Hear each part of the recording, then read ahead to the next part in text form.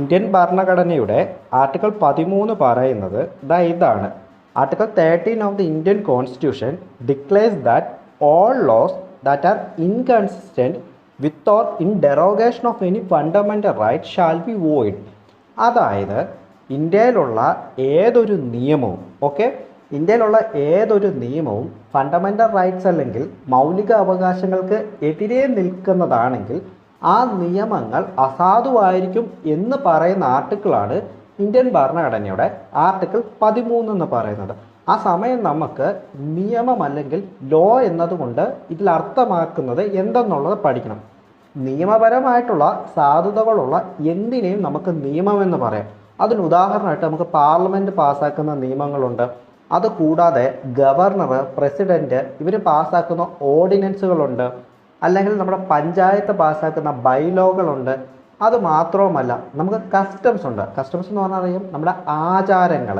അപ്പം ഇതിനെല്ലാം നമുക്ക് നിയമത്തിൻ്റെ ഡെഫിനേഷനുള്ളിൽ കൊണ്ടുവരാൻ സാധിക്കുന്നതാണ്. അതായത് Indian constitution defines law as any legislation that has legal effect in India. This include ordinances, orders, bylaws, rules, regulations, notifications, കൂടാതെ കസ്റ്റംസ്. അപ്പോൾ ഇങ്ങനെയുള്ള സാഹചര്യത്തിൽ ഇതിലേതെങ്കിലും ഒന്ന് നമ്മുടെ മൗലിക അവകാശങ്ങൾ അല്ലെങ്കിൽ ഫണ്ടമെൻ്റൽ റൈറ്റ്സിന് എതിരെയാണെങ്കിൽ ജുഡീഷ്യൽ റിവ്യൂ വഴി നമുക്കിത് മൗലിക അവകാശങ്ങൾക്കെതിരെയാണെന്നും ഇതിനെ അസാധുവാണെന്ന് സ്ഥാപിച്ചെടുക്കാൻ വേണ്ടി സാധിക്കുന്നതാണ്. അങ്ങനെയുള്ള സാഹചര്യങ്ങളിൽ സുപ്രീം കോടതികൾ ആർട്ടിക്കിൾ 32 പ്രകാരവും ഹൈക്കോടതികൾ ആർട്ടിക്കിൾ 226 പ്രകാരവും ജുഡീഷ്യൽ റിവ്യൂ നടത്തുകയും ഇതിലേതെങ്കിലും ഒന്ന് ഫണ്ടമെൻ്റൽ റൈറ്റ്സിനെതിരെയാണെങ്കിൽ അതിനെ അസാധുവാക്കുകയും ചെയ്യും. ഇന്ത്യൻ ഭരണഘടനയുടെ ഒറിജിനൽ കോൺസ്റ്റിറ്റ്യൂഷനിൽ പറയുന്നത് എന്നാൽ കോൺസ്റ്റിറ്റ്യൂഷൻ അമെൻമെൻറ്റുകൾ അല്ലെങ്കിൽ ഭരണഘടനാ ഭേദഗതികൾ ഇങ്ങനെ ചലഞ്ച് ചെയ്യാൻ വേണ്ടി സാധിക്കുകയില്ല എന്നാണ്.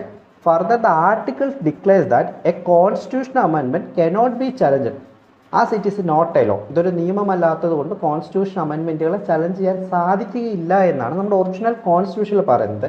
എന്നാൽ 1973 കേശവാനന്ദ ഭാരതി കേസിൽ സുപ്രീം കോടതി ഇങ്ങനെ പറയുന്നു: ഏതെങ്കിലും ഒരു കോൺസ്റ്റിറ്റ്യൂഷണൽ അമെൻമെൻറ്റ് അല്ലെങ്കിൽ ഭരണഘടനാ ഭേദഗതി അത് ഫണ്ടമെൻ്റൽ റൈറ്റ്സിനെ വയലേറ്റ് ചെയ്യുന്നുണ്ടെങ്കിൽ അങ്ങനെയുള്ള സാഹചര്യങ്ങളിൽ കോടതികൾക്ക് അതിലിടപെടാമെന്നും അങ്ങനെ ഒരു വയലേഷൻ ഉണ്ടെങ്കിൽ അതിനെ അസാധുവാക്കാൻ വേണ്ടി സാധിക്കുമെന്നും